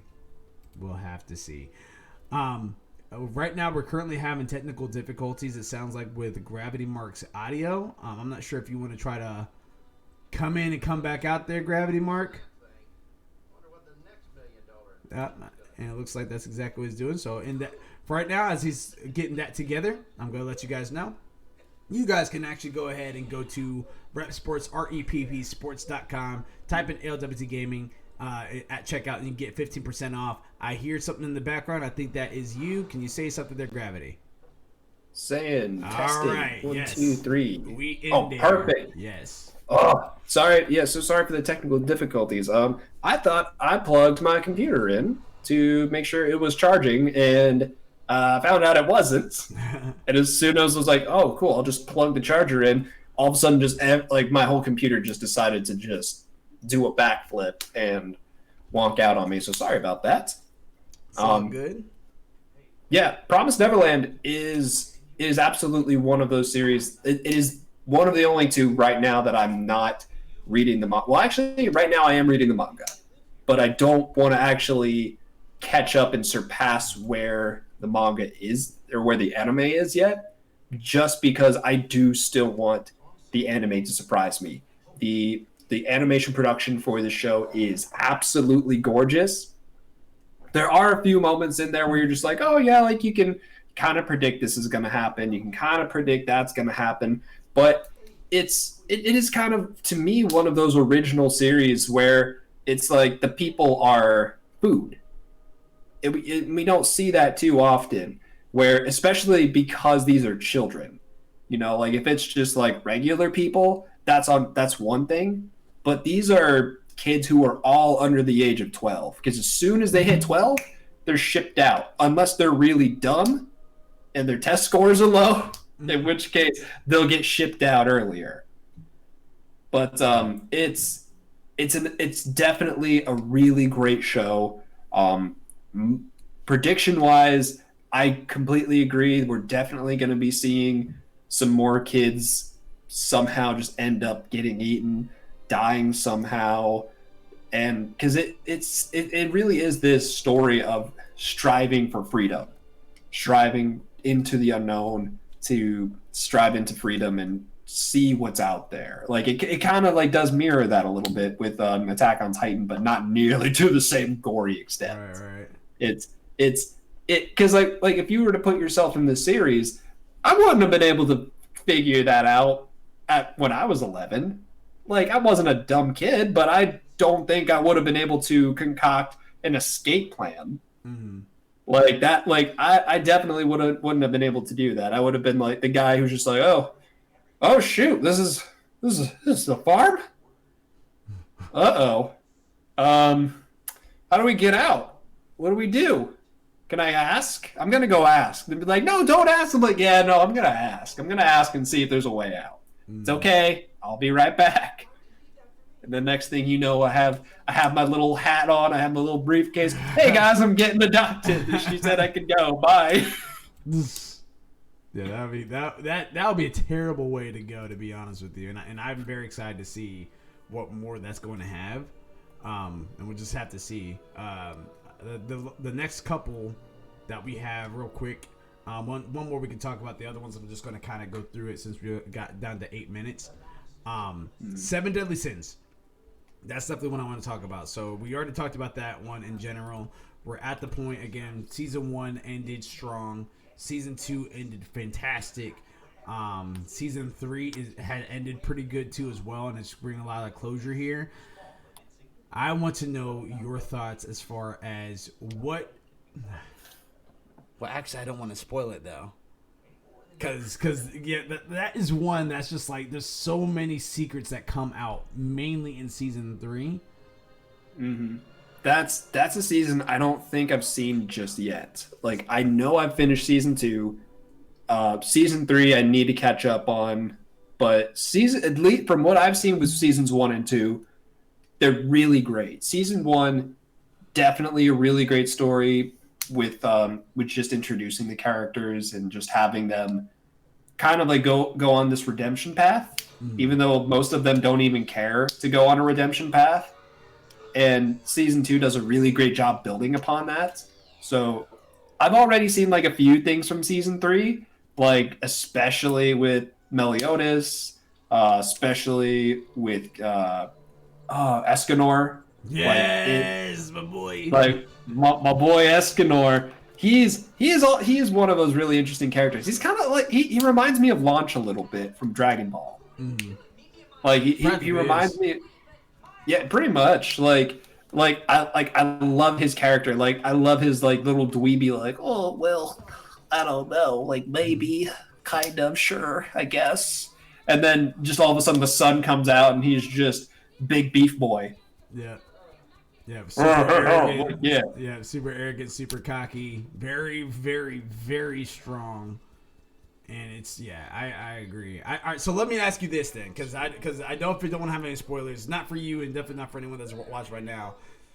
Do you think that Meliodas and Elizabeth are going to live at the end, and if they live happily ever after, or do you think that they're both or one of them are going to meet their demise? Because this is definitely a Romeo and Juliet story. In case anyone did not pick up on that, and I'm not going to say, I almost slipped up and said something that would have been a spoiler, and I'm glad I didn't say it, but yeah. I feel like, with the way that the show is going, at least from what I've seen, that I feel like Meliodas is going to die. I feel like Meliodas is going to die. And maybe Elizabeth will end up having a kid with him, and then like he's dead, but she at least has his kid, and so maybe the kid's like half, whatever Meliodas is. Don't want to spoil that, but I have a feeling that might be it, but I also have a feeling that like they want to give a happy ending, so like I could easily see them just keeping them alive, but. You know what? No, I take it back. I feel like I would like to see Meliodas die. I feel like that would be what I would want to see. I feel like what I'm actually going to see is Meliodas living and running a big old tavern. Yeah. And of course, I know a little bit more about the series. Have completed all of the season that's currently out. I don't see that in the stars. I think that Meliodas is going to die at the end. Yeah, I think he's going to die. Well, happy birthday to me. Yeah, I really do. It's not that I hate the character either. You want to have that, like, not every single anime is going to live with rainbows and unicorns and stuff like that. Like, you're going to want to mix it up a little bit. And I think this is one where I think he's a very tortured character. Yeah. And I think that the way that this ends, I think he is going to be one that is eventually going to die, but I don't think he's going to be the only one that's going to die. I think more of the sins are going to die.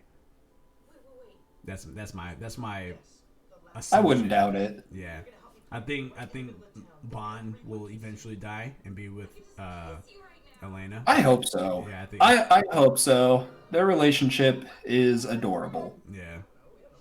Yeah, and that's a slight spoiler, but not really. You see it coming in the first season, so.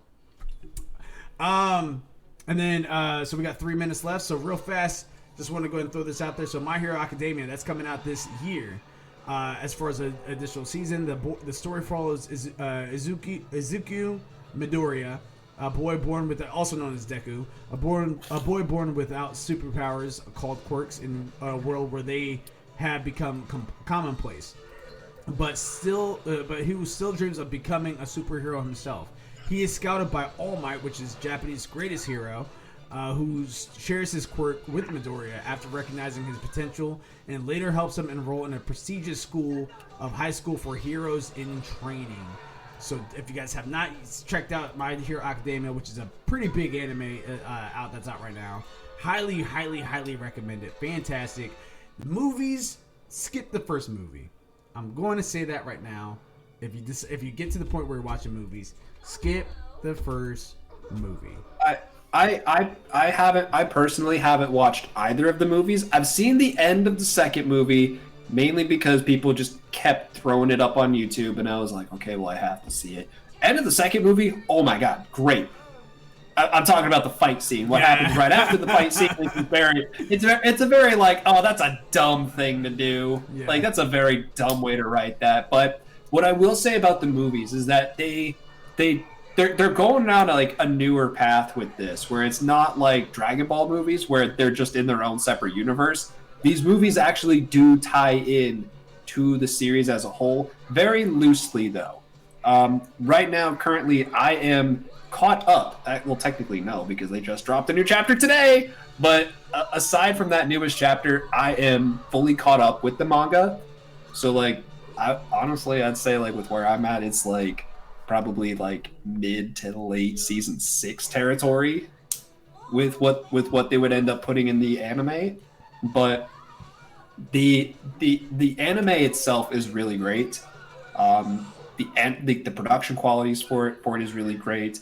I love the concept of I love it when people will take these superhero concepts and they just kind of like apply them to everyday life and just say like, oh, like those old school superhero stories where, you know, like Action Comics, Superman, like dun, dun, dun, save the day. It's a lot grittier. It's a lot grimier. They actually do talk about what happens shortly after quirks start to pop up, because it wasn't like just an immediate like, oh, everyone has superpowers now. It was like one person had it and then another person had it, and then just over time more and more of society just kept developing these extra abilities. And sometimes those abilities come in the form of just shooting fire out of your hands or whatever it is. Some of them like take on just physical like characteristics. They get like, really, really creative too as well. On top of that, yeah, like where they make the powers almost like genetic mutations, and almost kind of like X-Men, and I like that a lot. To me, it shares a lot with X-Men in that sense. Yeah. But I like to me, I love the idea of this superhero who is the number one hero, and he's just this symbol of peace. He is the symbol of peace. Like anywhere All Might goes, you know, like it's whatever problem is happening, it's gonna get solved. And he shows up there with he's just big and buff, and he has the biggest smile on his face, and he's gonna save the day. And I like this transition story of seeing the work, like this great superhero now passing the torch on to somebody new who's trying to learn how to use that power in a new world.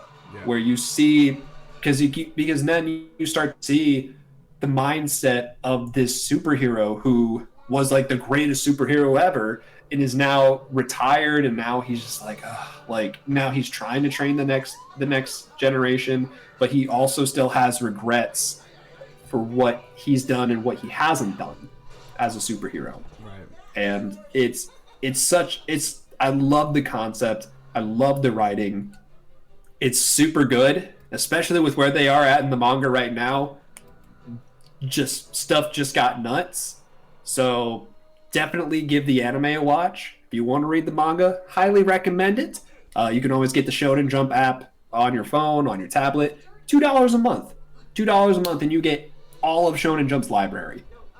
So highly recommend that. But more so, I recommend the anime. Anime is it's just really good. Chef's kiss. Demon Slayer is the last one that we wanted to talk about, that we wanted to bring up here, which we're not going to have a whole lot of time to talk about just because we are past our time. But on here, the description of that one is, it follows Tanjiro Kamado, a young boy who becomes a demon slayer after his family is slaughtered and his young sister Netsuko is turned into a demon. In this world, one becomes a demon. Once one becomes a demon, they lose their sense of control and practically are bloodthirsty fiends. However, there's still hope for Netsuko, so Tanjiro is determined to change his sister back. So, have you seen Demon Slayer? Have we talked about that? I have seen all of Demon Slayer. I have not seen. I don't think the movie is out in the US yet. US yet. No, but it comes out this month. I think it comes out. Yeah, that movie. Holy crap! COVID, I think, really pushed that movie back. But that movie they've been really like holding off on the next season because of that movie. And I'm just like, well, when's the movie gonna come out? Like, I want more of this. I'm actually about to look it up right now. I started to read the manga. Like, I'm very early in the manga. It's just one of those kind of like Promised Neverland where I started to pick it up, and I'm still in the very beginning portion where I've already seen that stuff in the anime. but the anime is great. Holy crap! Was it episode 18? I believe. Was that the one that blew up? I know that after he got out of some trials, that's when it started really blowing up. Yeah, there was some trials. I believe it was episode 18 that blew up, where people who don't talk about anime talked about anime. Like people who you were just like, oh, you watch anime too? Like you're a sports guy, or you're an esports guy. Like what do you like? Like it was something that and I'm not going to spoil what's going to happen, but just know that when you get I believe it was 18 or it was somewhere around there, when you get to that episode, it is just the music, the animation, the sound quality. It is, oh my god, amazing. It is so great. They do such a good job building up to this moment, and it's a very sweet story. Yeah. It is really a sweet story of this person who, like, if he doesn't have to kill a demon, he won't. Because he sees demons, because when he sees a demon, he sees his sister, who he carries around in a box on his back, and I just think that's really funny. Yeah. Like, it's, like, I like that, like, he's a different type of demon slayer, where all the other ones are just like, oh, demon, dead, kill him, screw him, like, they're dead. He sees these demons in a more humane way, where he sees their humanity, where he sees the people that they used to be, and he's like, if I don't have to kill you, I won't do it. But for some of them, he's just like, for me to like try to save you and like save your humanity, I have to kill you. Like, you have to die just for you to think about what you've become. And it's very sad. It makes me tear up sometimes just watching it. It's a really great story. Season 2, I don't even know what to expect. Like, I expect for the trials that they're about to go through to be a lot harder. They started like the enemies I expect to be a lot harder. I'm kind of hoping Zenitsu gets a little less annoying. Like, I love that. Like, that is later on the road if you guys decide to pick it up. Yeah, I'm hoping Zenitsu gets a little less annoying, but Zenitsu's character is still very interesting. I do like him a lot. Yeah. What are your thoughts? I love it. I think everything about the anime is great. I think there are some stuff that's very predictable. I mean, and that's tend to happen with animes like this. From what I remember reading, I think this second season is actually the last season. I think that they're wrapping it up here after this next season. So we'll have to see. It wasn't very long. The manga wasn't very long. Yeah, I can't wait for the actual movie when we get a chance to watch it. I will by all means be watching that the first chance I get, especially since it got over 12 million billion yen that was out there in Japan or whatever. It did really well. It did really. Yeah, it was. Well. It crushed a lot of movies in the Japanese box office. Yeah. Like, I think it is. Like, I'm pretty sure it surpassed Titanic in Japan. Like, it's nuts. Like, and we're starting to see that, like, with some of these more recent anime movies coming out. Mm-hmm. But we're seeing a lot of people turn out for them. Like, mostly in Japan, obviously. Right. But there have been like a few showings of like movies like in the States that I've seen a lot of people showing up to. Like, when I went to go see the Broly movie, yeah, that was a packed theater. Yep, same for me. That was a packed theater. So it's always nice to see. As a fan of anime, as a fan of the art form, it's always really nice to see that. You know, it's also nice to see. What's that? These hidden gems are our hidden gem for this week. We talked about it earlier. Don Machi, aka Is It Wrong to Pick Up Girls in a Dungeon? So that's actually on definitely. Yeah, that's definitely on Netflix. And the reason why it's a hidden gem is because more than likely you probably haven't heard of it. To be completely honest with you, if you guys have heard of it, you guys already know what's up. If you guys haven't heard of it or have heard of it and never given it a watch, give it a watch. We're on season 3, going into season 4 now. Season 3 just wrapped up. So season 1 was. It's entertaining, but it wasn't anything too impressive. It was just entertaining until the end. that's when it grabs you. It grabs you at the end and it kind of gets you hooked. Season 2 just gets you going. Like, it just keeps it going, keeps it flowing, makes it interesting. You kind of see where it's Bel Cornell is the little rookie. You kind of see him develop more. And season 3 takes a complete left turn, and you're like, what the heck? And I'm not going to give you guys any spoilers for season 3, but it gets really freaking good. And it even threw me. I mean, there's some stuff that can be predictable, but it threw some stuff at me that I was not really. I was like, all right, that's not going to happen. And then something happened, and it made me believe what I didn't think was going to happen was happening. And it just really threw me inside of an emotional roller coaster there. So the story follows the exploits of Bel Cornell, a 14-year-old solo adventurer who's under the goddess Hestia. Which, by the way, I love Hestia. Absolutely love her. As one of the members of the Hestia familia, he works hard to make ends meet. He looks up to Ines Wallenstein, a famous, powerful swordswoman who once saved his life, and you'll see that at the very beginning of the movie, and which he fell in love with immediately. So that's kind of the premise of that. Is it wrong to pick up girls in a dungeon? He meets her in a dungeon, instantly falls in love, and she's like really strong. He wants to be strong enough so he can stand next to her. So that's the premise of that. So if you guys have yet to actually check it out, Don Machi is the Japanese name. Is It Wrong to Pick Up Girls in a Dungeon is the full name. It's on Netflix for season 1. Crunchyroll, not Funimation, but Crunchyroll has the other 2 seasons out. Definitely check it out. I think you guys are going to like it. Am I lying there, Gravity? You're not. Like I was saying at the beginning of this, that was actually a series that you've been recommending to me for several years. and I've always just been like, yeah, I'll get to it. Yeah, I'll get to it. It's fine. Because this is a series that's very much kind of like one of those like fantasy video game kind of stories where the fantasy element is kind of like a fantasy video game kind of style where they have stats, they have abilities, they have spells that you can cast. So a lot of it revolves around that kind of MMO style, but it doesn't take place inside of a video game. It's just their everyday life. And in this world, everyone, these gods and goddesses are just kind of living on Earth. And you just choose one. Like you choose a familia. You choose to be in a family with this god or this goddess. And then that's kind of like how they have their guild system. And so I love the fact that Bel Cornell has this, is pretty much, spoiler alert, spoiler, Bel Cornell is the only member of Hestia's guild at first. I love that. I love that they're just 2 people who, no one wanted Bel Cornell in their familia. Nobody wanted to be in Hestia's familia. They were just a match made in heaven, or rather a match made on Earth. Like that's actually a whole other thing too as well that they kind of go into.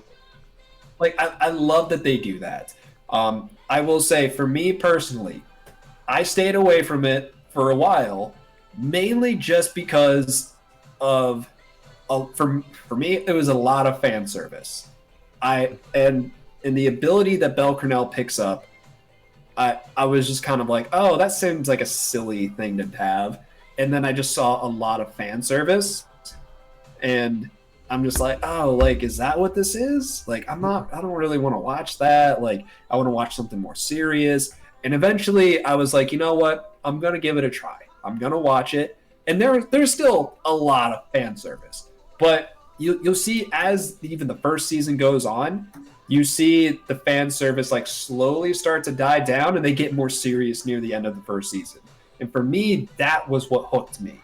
They did plenty of character building in the first, like I'd say like maybe like half to like 3/4 of the season.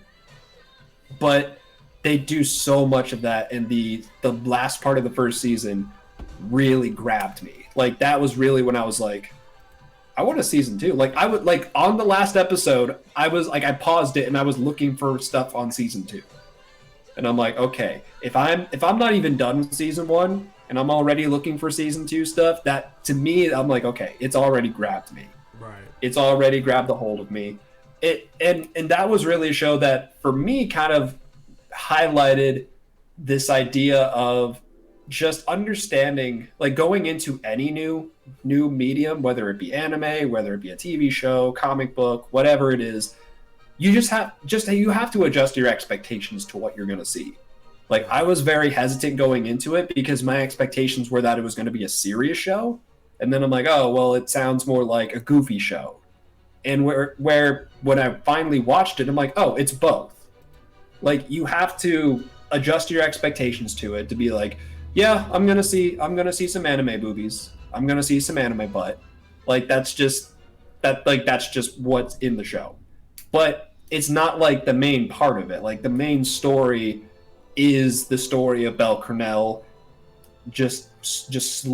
actually he's not even slowly getting stronger. He's rapidly opposite, it's the opposite. He's rapidly getting strong and he's quickly rising through the ranks. And at the end of each season, they drop a hint on a secret origin of Bel Cornell. And I'm not going to go into that, but at the end of each season so far, they keep dropping more and more hints as to who Bel Cornell really is. Yeah. And I love that. I love that they just focus on the character as a character. They let him breathe. They let him just be a character. And then at the very end of each season, they're like, oh yeah, like he's actually, maybe a little special, but we're not going to talk about that. Like, and you're just like, oh wait, who is he really? Yeah. What is he really? What can he do? Like, what is, like who is this character? And just all of the other characters that they meet along the way are characters that I really like. I really like to watch them. The story overall is just really great. So definitely a really great hidden gem. Definitely. Wholeheartedly agree. That's going to be our hidden gem for the week. And lastly, I have a fantasy question for you. And then we're going to wrap it up with that. And of course, if you guys have your fantasy questions too, I want you guys to answer this too as well inside the chat. You guys can throw it inside the chat. We can take a look at it later, or you guys can send us an email at leastwetried.game@gmail.com. But the question is, what anime character do you think is the best swordsman of all time? No powers, just sword skills. Oh. The best swordsman of all time. Oh. Best swordsman. Shoot, there's so many. There's so many. Oh, shoot. Crap. You know what? You know what? I keep coming back to either Kirito while he's in that digital world, or I'm coming up with Yami Tsukihiro. Okay. Even though there's certain things in the manga that haven't happened in the anime yet that might make me change my mind, but that was all BS anyway, and we can talk about that when that episode drops, because that episode it should be coming up sometime soon. Like Black Clover actually, I think, just recently got back on track with some of the more canon stuff. So we're going to be seeing some of that. We're going to be talking about that in these podcasts to come. But Yami Tsukihiro can slash through dimensions. Not to have my voice crack or anything, but he can slash through dimensions. Freaking Yami. Freaking Yami. He can slash, like to me, I'm just like Kirito's great. Like he's really great when he's dual wielding, but Yami can slash through dimensions. And I'm just like, I don't know what beats that. That is no skill though, like no skill points, like whatever. So if it's just straight up, mine is actually, I had a tie for as well. One of them was definitely Kirito. Another one I had was Zoro from One Piece, and then but the main one that I think is going to take the cake for me as far as just sword skills is Levi from Attack on Titan. I was gonna say, if you're throwing in a third one, I'm actually gonna throw out Gintama. Okay. I don't know if you've ever seen that show. That's actually a really great one. I haven't seen that one. Rurouni Kenshin. Surprised you didn't say that. Oh yeah, with his reverse sword. Yeah, he's really good. I was gonna say, like, Gintama is again very great anime. I've only seen like the first little bit of it, but I have like special editions of the first 3 volumes of the manga. So it's a really interesting story, but it's basically in a period where Um, it's in like it's like an old time period of Japan where aliens invade and they kind of take over, and so swords are banned. So it's kind of like that period in Japan where swords were banned. So he carries around like a wooden sword, but as soon as you put a real sword in his hand, do you watch out. But Levi, I will say, like if we're going off of skills, I might give it to Levi. Like, well, Yami Sukihiro can slash through dimensions with his spells. I don't think Yami Sukihiro can take on a Titan. Right, I'll just say that. I don't like just with his sword. I don't think so. Right. I don't know, man, because I mean he is a samurai pretty much. I don't know. I thought. He is, but I just don't know. After what Levi did in season 3, Yeah. I don't know. Wholeheartedly agree. Agree. But yeah, I had to give it to Levi on that. So again, if you guys have any comments concerning that, if you guys want to throw inside your picks, just send us an email at least you try.gaming@gmail.com, and we'll be able to look at it, view it, and possibly even read it on next Sunday's all-day anime segment, noon to 1:30. We're actually about to wrap it up here, but of course, if you guys want to check us out on various different platforms, we're here. If you just type in ALWT Gaming, Twitch, Twitter, Instagram, Patreon.com, which is www.patreon.com/ALWT Gaming. Twitch is twitch.tv/ALWT Gaming. The whole nine. If you guys want to check us out for more exclusive, for more video game and entertainment content, we would love to have you. This Tuesday from 6 p.m. Eastern Standard Time, we're going to have our All Things Gaming episode 30, I think it is. Shoot, it's been 30 episodes already? Yeah, we're flying through it, man. Thursday, Thursday we have our first one of 2021. Yeah, exactly. Thursday we have our Smite Night, and then over the weekend we're going to be kind of just streaming at our own accord until next Sunday, which is another all-day anime. But on the 16th, which is not this Saturday, but next Saturday, is going to be our 9 to 5 segment. So make sure, those are stuff that you guys do not want to miss. You guys want to be part of that, because I think you guys will have fun. See us fail, see us win, see us prevail, the whole nine. So, yeah, guys. That pretty much it. That does it here for us here at All Day Anime with ALWT Gaming, a.k.a. I am Malachai36. And I am Gravity-Mark 2. Yep. Numero dos. Appreciate you guys. Love you guys. Any last words before we dip out there, Gravity? Peace, love, and harmony. Just always love sharing my passions with you guys. Love sharing my passions with my boy Malachi over here. Definitely let us know. Definitely send us an email, leave a comment. Let's get a dialogue going. We'd love to start talking about with some of the stuff that you guys are talking about, talking to us. We want to have that dialogue with you guys. So let us know what you think. Yeah. Also, if there's any animes that we haven't talked about that you want us to talk about too as well, we'll take a look at it and try to get that on the agenda. Yeah, let us know. Like any of you guys want us to talk about, anything you guys want us to see. Oh yeah, like please let us know. Like, because I am more than happy to throw a hissy fit over anything. So. All right, guys. Until next time, Control Alt Complete. Peace.